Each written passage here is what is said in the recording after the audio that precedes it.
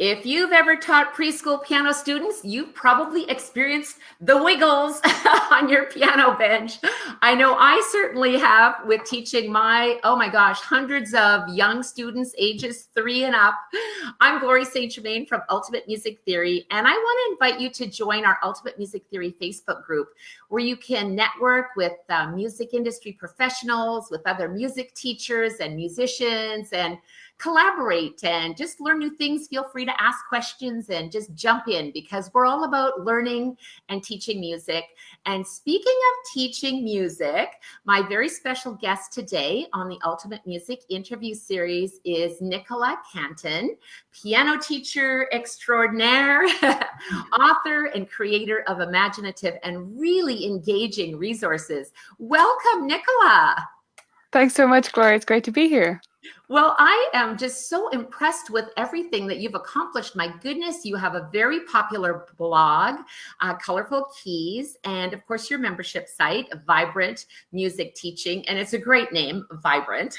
And Nicola shares creative ideas and teaching strategies, such as the playful way to engage with preschool piano students. And we're going to be talking about managing the wiggles today too. So I see we've got some teachers joining us already. Go ahead and share in the chat if you've ever had a student, a little preschool student that had the wiggles. I am just dying to see what you do. Go ahead and say yes, or I love the wiggles.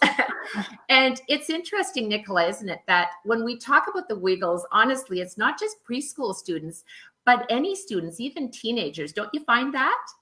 Yeah, absolutely. And it's teachers too. Oh, yeah. You might not even realize it, but you're getting the wiggles. You're just not showing it because you've been so well trained to stay still. But everyone needs to move. Absolutely. Everybody needs to move. And Nicola, I think, maybe thinking back to your beginning piano lessons, how did you get started? Take us on your journey. And did you ever have the wiggles yourself? I was one of those kids who probably had the secret wiggles, where I was very quiet, very reserved, and very well-behaved little kid. I had 4 older brothers, so they were busy, tearing up the house around me, and I just sort of sat in the corner. So that's probably why I was nobody would have noticed, but that's just evidence that all kids actually feel like that. Yes. All kids need to move. And my wiggles would have manifested as me probably being a bit sleepy or finding it hard to concentrate, because I never would have shown it. Whereas my brothers would have been literally wiggling off the bench, like falling to the side. So what maybe are the key differences when you're teaching students who are under 6 years old? Oh my gosh, there's so many. I'll start with patterns, because that's the one that sometimes people don't think about, but it's one of the most important things that you need to know. Because all adults and teenagers and older students, they have this superpower. They have a superpower for recognizing patterns and seeing them. And preschoolers don't have that yet. They haven't developed that amazing ability to find patterns wherever they are and see them as patterns. So when you first sit down with a preschool student at the piano and they look at those black keys, they are not seeing what you or I are seeing. Right. They're just seeing a sea of black and white. And that's it. They don't see the 2 and then the 3 and then the gaps, and they can't find C because they can't see that pattern. So, and that comes up again and again, where there's a pattern there that you just take for granted as a teacher, and you need to actually teach that student. So you need to give them hooks and things to play with and teach those much more thoroughly and step by step than you would with an older student. Right. And that's really interesting, because I do remember teaching those young little, 3-year-olds as I was teaching many years ago. And the whole thing, half the time, it was 2 and 3 and 2 and 3. So recognizing those patterns is really essential. And I know in teaching young children too, do you think that it's maybe better to have young beginners that are organized in groups or in private lessons? Like, what are your thoughts on that? Yeah, so the way I structure it in my studio is a little bit different to most these days. I have both group and buddy, which is solo plus combined time. So like a semi-private option. I have both those options available to preschool students. It's not based on age. But for my group preschool classes, there is no practice requirement at all. I expect no practice. And I encourage the parents at home, like, yeah, if you have a piano, make sure it's available. That's it.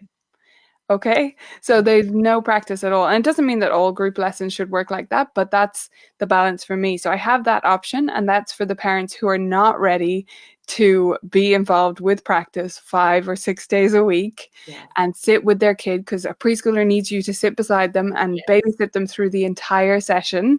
Yes. So if you're expecting an enormous amount of practice or even a small amount of practice every day, not every parent really wants that. Mm-hmm. But they do want a musical experience and a great first step at the piano for their kid. And so that's what I provide with my group lessons. And then the private lessons are for the ones who, you know, they know that their kid is really, really interested in the piano and they're ready to make that commitment to daily practice and to helping them at home. So that's the way it works in my studio. I think both options are great for kids at this age. I really love doing both. I love my group classes and I love working one-on-one with a kid. But no matter what format you're in, you need to know that it shouldn't look like a lesson looks for an 8-year-old. Even if it is just that one-on-one 30-minute format, it should be completely different to all your other lessons.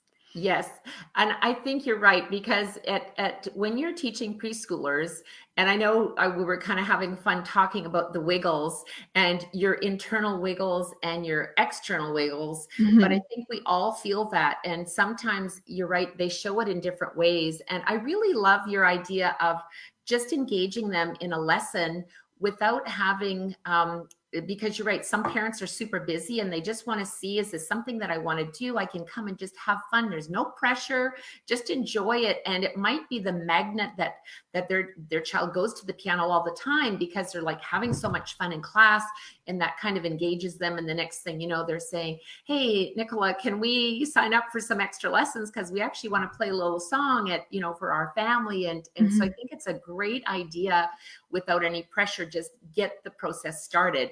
And maybe as we're talking about the wiggles, and if you're a teacher, and I see we've got some teachers out there, I'm going to say hi to Jean. Yes, I can call you out. If you're a teacher, you may have had a student with the wiggles, and I have a question for you today, Nicola. So how do you manage the wiggles in your preschool lessons? Okay, well, this is really about transforming everything about the way you normally do your lessons, normally conduct them, and normally plan them. And so my students never get the wiggles anymore, but that's because I have paced my lessons very carefully to allow them to be the way they naturally are, which is moving most of the time, right? Yes. Yes. So I am very careful with the way I structure things so that we're constantly going on and off the bench and yo-yoing, as I call it. So to the point of distraction, to the point where you would think it's silly how much that we're just doing like 30 seconds at the piano and then we go over there and then we go back over there. Yes. And it's a lot of going back and forth and moving around and a lot of different types of activities. So I see my preschool lessons, even more so than my older student lessons, as being not just piano, but music lessons. Yes. So we're marching around the room, we're singing things, we're playing with percussion instrument, tuned percussion, untuned percussion, and we're playing the piano. And when you're working this way and they're so completely engaged and playing and using their imagination all the time, they don't get the wiggles anymore. Right. So for those students who get the extreme wiggles and they just, literally fall off the chair if you sit there for 2 seconds, I do have a resource, and actually it's on my blog. It's called Silliness Siestas. So nothing else is called that. Just Google Silliness Siesta and you'll see these little cards. So those are ones that we can pull out just for a 30-second wiggle break, playing air violin or jumping up and down or whatever. So it's important to have those things up your sleeve and be prepared to change activities often. But mostly it's about how you plan it and how you move between off bench and on bench and big movements and small movements all the time. Yeah, I love what you said about just using, the imagination, because sometimes when we're teaching, and if we're teaching just a structured lesson, we need to become just like those kids, and up and down activities. And I just think it's so much fun. I mean, when they're bouncing around and they're having fun, I mean, you truly only learn if you're really having fun learning. And if you sit kind of bored for, half an hour looking at notes, that's not really engaging when you're 3. So it is way more fun. And one of the things we talked about, the Wiggles, and I know that you've created this free product that you're sharing with us today. And I'm really grateful for it, because honestly, not only when you sent it to me did I sing it and do it because it was so fun, I actually did it this morning too.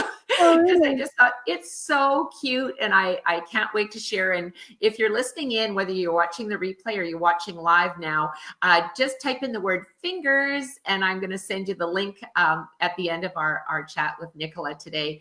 I know that you've created a lot of resources for teachers and so much work. And as an educator myself, and of course a writer, sometimes I think we give all these free resources, but perhaps people don't even realize how much work it is to create all of these things. And I want to say truly thank you for that, because I know how much work it is to create that, and your imagination is really evident in that finger play. It's really fun. I wanted to do it, and I think I'll do it even with my teenagers, because sometimes you have the Wiggles. It's just fun to do something different, So perhaps you can share with us, in connecting with other teachers, Nicola, what do you see as maybe that one thing that's missing from today's teaching techniques to really help our students?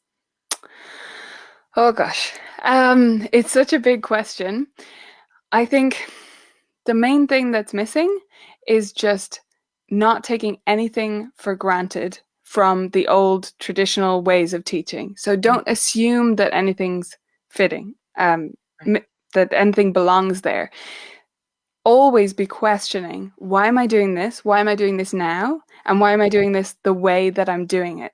So if I had to call it something that's missing, I'd say it's sort of applying the scientific or the design thinking method to what we're teaching, actually thinking analytically and creatively about each individual thing that we're teaching and about the big picture. So that's what I'm trying to do all the time. When I create a game or when I create an improv activity or a course or whatever, I'm trying to think carefully about why we're teaching things the way we're teaching them. For example, I have a course called the Circle of Fifths Odyssey. And that's all about improvising first with every scale all around the circle of fifths before we go, okay, here's the fingering, and practice it in 4 octaves and contrary motion and similar motion and arpeggio, right? First of all, we should make it music. And that's just a case of looking at it and going, why am I teaching scales like this? What's the point of scales anyway for me? And for me, it's about understanding and creating music. Okay, why aren't we creating music with them? And that's where I come up with those kinds of ideas. So yeah, it's really about questioning everything for me. And I'm so glad that you talked about the course as well, Nicola, because in this day and age, we are so blessed with the massive resources that we can use for professional development as teachers. And I think, many years ago, when I was doing my ARCT with the Royal Conservatory, there was, it was BC, like before computers.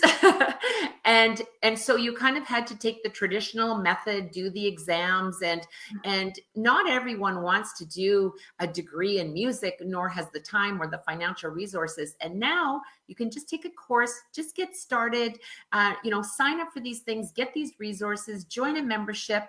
It's fantastic to have all this professional development at our fingertips and meet teachers like yourself. I mean, we're not even in the same country. I'm here in Canada, and you can share where you're from. And what time is it for you right now, by the way? It's just after 5 p.m. 5 p.m. And I'm still in the morning. So you are in the future. Yeah, it's a good trick. It's so cool. How did you actually get started creating all of your resources and your program? What's kind of triggered you to get started? Yeah, so I taught piano part-time for many years. And I don't know if you know this, Glory, but I actually studied fashion design. I don't know Oh, if nice. we've talked about that. That's what I did as my degree. So I'm a designer in a way by trade, but I always taught piano part-time as well and studied privately. And with that background, when I started teaching preschoolers, I needed so many resources that did not exist. That's what happened. I started teaching a lot more preschoolers when I moved neighborhoods as a way to get into the new market. Yes. And I needed to teach things like groups of black keys, and I needed to teach the key names much more in depth, and I needed to cover steps and skips in a way that wasn't being covered. Yeah. So that's why I got into creating things, because I guess I could. I had the software, and I thought, you know what, I can put this together. And that's where it all started. And that's why I started the blog in the first place, was just, okay, I should share these with other people because they don't exist. And I'm finding them useful.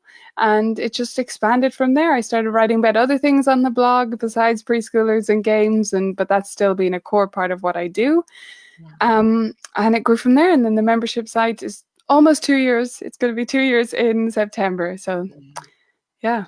Well, thank you for all those resources. And I can really see now that you've said that fashion design, that really has come into how you're designing the games, and because they really flow. Like, it's easy to read, and I can see how young children would be so engaged. And as a teacher, I enjoyed reading them too. So I thought, oh, okay, she is a bit of a designer here. So that's why you have all these great colors, and I see your great smile everywhere, and I'm like, oh, that's really, I know you're known for your great smile, so I'm sure your students love it too. I think, even as good morning, we've got Karen here from Nashville, Tennessee, and Melanie says fingers, Susan Hong says fingers. We're definitely going to be sending you those resources, because when you're teaching those little preschoolers and you want their fingers to get moving, there's a lot of things, Nicola, that can be super confusing just about knowing what finger, because if we think about our fingers, we have one. It depends on which way we hold our hands, right? That are opposite. And then if we want to be stepping up, we start with finger one on this hand. Well, kind of on backwards view. And if we want to play stepping up pattern, then we start with 5 in this. Like, there's so many things that come into play. Do you have any tips for us on that you'd like to share? Like, where do we even start? Well, for me, with preschoolers, I start technique-wise by not specifying anything to do with their fingers. So I start with focusing on whole arm movement and just letting them do whatever finger they want to do. So I don't specify. I say, oh, let's just play this thing. I demonstrate it with finger 2 or finger 3, and they use whatever is comfortable. And because we start like that, they move naturally and comfortably. Right. And then over time, especially with my group classes, I can give them a lot of space and a lot of room to come up with this whenever they like, whenever it feels natural to them.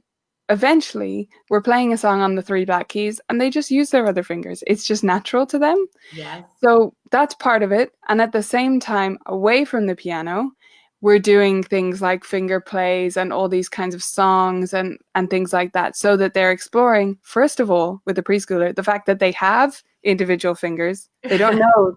They kind of know that there are 5, but they don't know that the others can move independently. They only know this one, right? That it can move. So just doing those finger plays so that they can explore, like, I can move them like this, I can make them dance, I can do all of this, just building that awareness of all their individual fingers and learning the numbers of them and stuff. But doing that away from the piano with activities like that and with games and stuff, so that when they really, really need to use all of their fingers, they have that foundation and they're used to moving freely and with natural movement at the piano. And they have the theory to back it up, right, from working away from the piano. Yeah, it's a fantastic program you've created. I know when I was reading your finger play and playing with my fingers this morning, and I thought too, I like how you had finger 2, which is tie your shoe. I call finger 2 the tickle finger, because sometimes when you just want to engage and do, the tickle finger, I'm super ticklish. So if you even point your tickle finger at me, I'm like laughing hysterically because I'm so ticklish. But I think that's just the fun thing of I like how you said that, just to play freely, because sometimes if everything has rules, oh, you only play the black keys with, these 3 fingers, or you only do this, or because really when you think about giving children a palette of colors, originally, usually you just give them a blank piece of paper and just have them use colors, and then later we kind of start to do shapes, and then eventually we start to color within, the shape itself. So I think it's wonderful that you're giving them that creative freedom. It's not wrong. It's how they're doing it for now. And then later we can explore using different fingers to play the 3 black keys. So very creative, very inventive. Now, how can we connect and learn more about you and your materials and your resources? Well, the best place to find me is either my blog or the membership site. So the blog is colorfulkeys.com. That's colorful with 2 U's to the Americans. So color with the extra U in it. Colorfulkeys.com or vibrantmusicteaching.com. And you can find me on Facebook and all those sorts of places as well. Yeah. And I think one of the things that we often wonder, so you've created a lot of materials. So I'm gonna put you on the business spot now, because and many teachers, when I'm asking them, are you a business owner? And some might say, no, I'm just a piano teacher, rather than saying, well, no, you're a business owner. You have a lot of things that you have to organize, you have to research, you have to go, read Nicola's blog, you have to take some online courses, professional development. You're in business and you want to move yourself forward. So as a music teacher and of course industry expert, and we're both in with our Tim Topham, our beloved Tim Topham, in the inner circle. And as an industry expert, do you set like 30, 60 or 90-day goals for yourself in your teaching business or in your studio? Yeah, I do. So in terms of, I set goals, what you might traditionally call goals, for 90 days, for a quarter at a time. Yes. Because that gives you some leeway and it makes a little bit more sense, because you can't actually get that much done in terms of a concrete figure or whatever. You need a little bit more time to play with. Yes. For setting goals like that. But for each month, I do set a list of what I want to do. My planning is very simple. I get a lot of questions about, like, what's your productivity hack? You do all these things. And I'm like, it's very basic. That's what works. You just have to keep things simple. So in terms of each month, I just write in my notebook. I just have a notebook that I keep for everything. And I write in it September priorities. And I write down a list of what I want to get done that month. But the thing that's different about me doing that is it's not some to-do list that's just like all the things that I could be doing or feel like I should be doing. Yes. No, it's a list of the things that I believe I actually can do and should do this month. And then from there, it's very easy to break it down into, okay, what do I need to do today? Or I've got this deadline or that deadline. But most of the time, it's just the mistake people make with goals is that they're too much. Not that their big goals are too high. Set enormous goals for your 5-year plan. That's awesome. But for a 30-day goal, it should be very simple, straightforward, and you should be able to picture how you're going to get that done. Because otherwise, you're just going to get to the end of the month and feel like you failed. And that's not motivating for anyone, right? That is brilliant. One of the things that I love that you said was, when you write your goals, and this is so important, and for anyone that's listening or watching right now, and you can go ahead and share with us, for our viewers, do you set 30-day goals? Because what you said that really went ding ding for me, Nicola, is that anyone can write a to-do list, and it can be massive. And even as you're writing it, you kind of know there's like not a hope that you're actually going to accomplish all of this. Like, it's not happening. And yet when you take and I'm a 90-day goal planner, obviously, because it's my business. What are we doing in the next 90 days? And then with the end goal in mind, I kind of work backwards to say, okay, what are the action steps I need to take within 60 days and within 30 days? But I love what you said about, putting it in your calendar and knowing that even if you can accomplish that one task in that one day, by the end of the month, my goodness, you can easily, even if you're only doing one task for 5 days and take 2 days off, you can certainly achieve that. And I think sometimes that's a really, really important thing to remember. And thank you for sharing that, because writing a big to-do list is completely overwhelming. And, we need to do this and we need to do this and this, but rather just break it down and say, okay, this is what I have. A little note on my whiteboard in the office, and it says, do it now. And it's something that I read in a book about Success Through a Positive Mental Attitude. And I'm reading that book for like the 10th time. I underline things and it's almost falling apart. I've read it so many times, but it's my favorite book. And so I've decided I'm going to read it again because I always learn something new. And one of the things that's repeated throughout the book is do it now, because sometimes we have an idea and then we think, oh, I should do that. And then we don't. So I think your success tips are fantastic. And maybe you can share with us, what's like your biggest challenge when you're accomplishing these? You've set your goals, you've written them down. What's your challenge? What's my challenge? Well, my challenge is in the organization of what I'm going to do and when. Because what I am good at is once I've written that down, that is the thing I'm doing. And that's where I feel like a lot of people fall off, which is interesting about you saying do it now. The end of that sentence or the brackets part after it is do it now and don't do anything else until it's done. Yes. Right? Yeah. Because Okay, otherwise you just do everything and you want to do all the things and then you do nothing because you keep going, I'm going to do this now. I'm going to do that now. So that's what I'm really good at, is focusing in on something and getting it completed, right? Once I decide what I want to do. So the only challenge for me is that I have a lot of things to balance. I work on Tim's side, who you mentioned, Tim Topham. I work for my own 2 sites, and then I have a full piano teaching studio and 2 teachers working for me. So I have a lot of different things going on, right?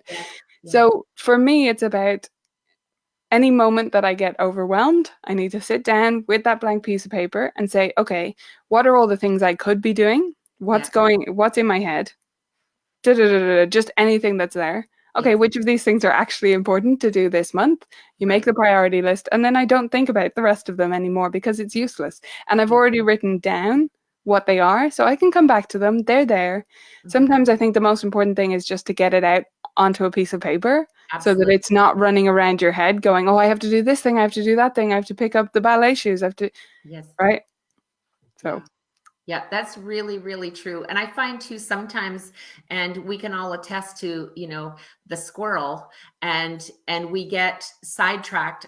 One thing that I've used for many, many years, and in fact, I was using it today. I study every day. I'm, an avid student and always learning and researching. It's what I love.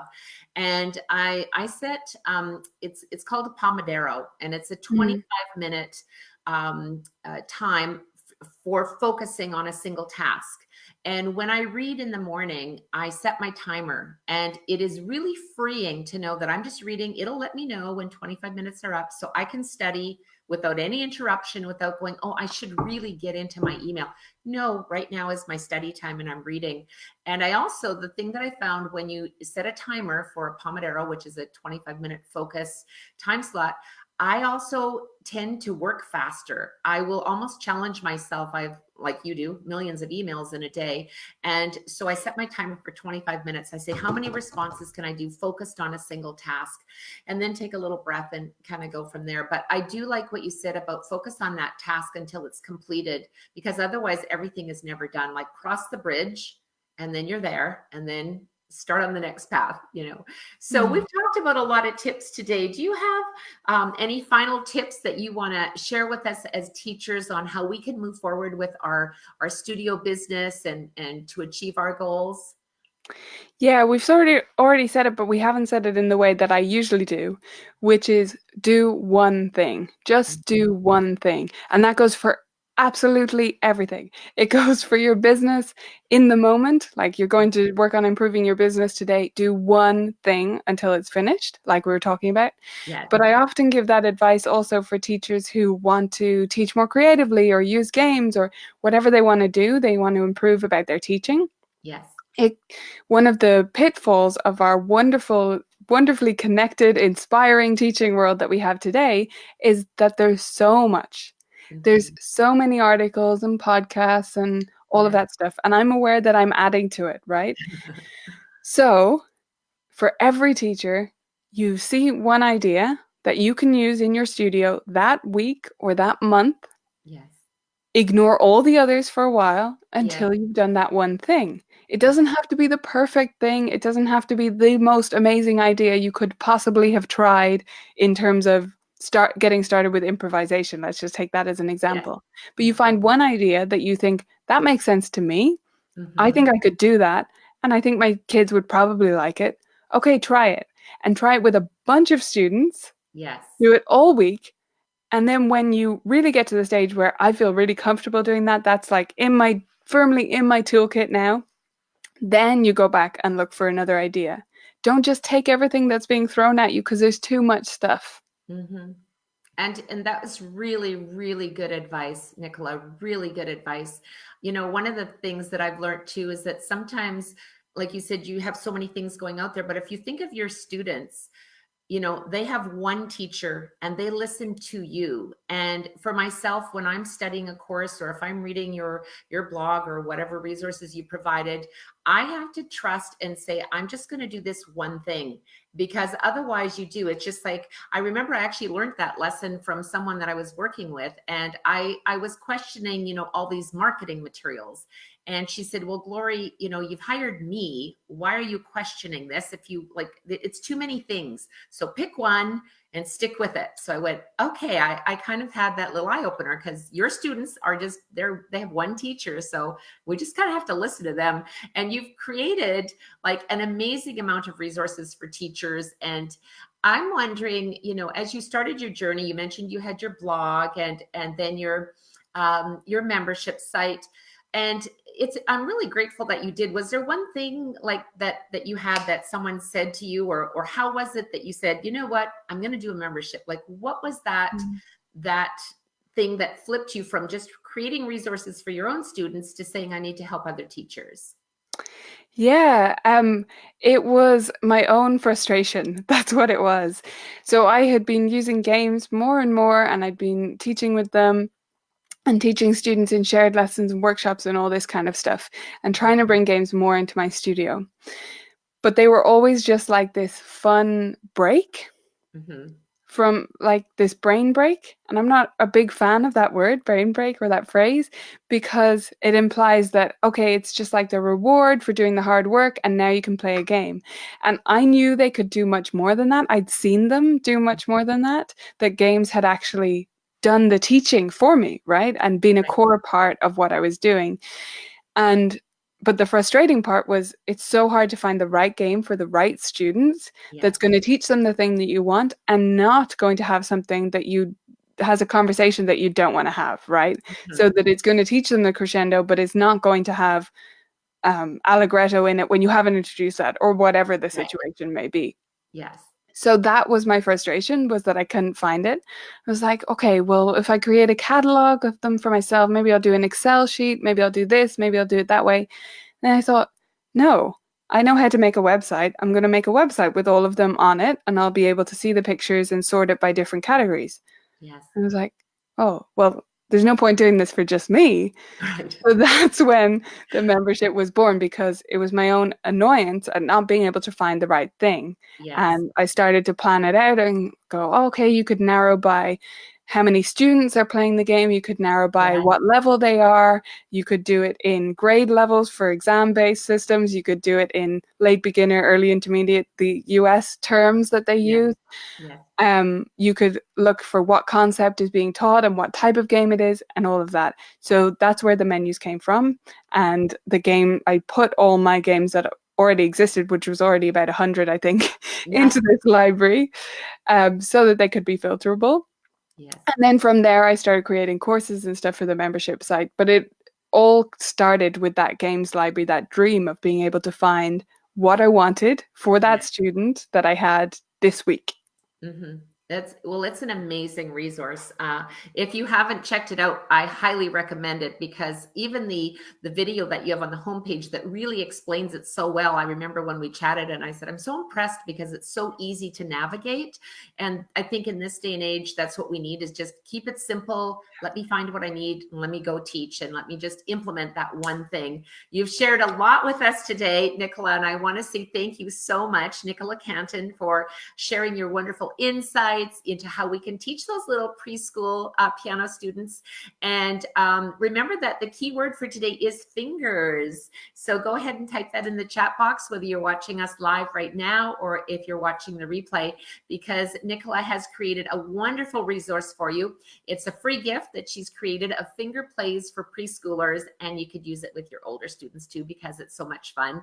And I think that when we really engage in doing something fun with our students, they're going to be lifelong learners, because that's the key. And especially when you teach those little preschoolers, you know, I have some of the students that started with me when they were only 3 years old, and they now have become teachers.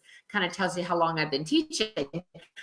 It's a great honor to know that how we've influenced these young minds have made them lifelong learners, because they've had so much fun learning. And that's really what it's all about, is, you know, not only teaching piano, but becoming a lifelong musician, and they turn into composers.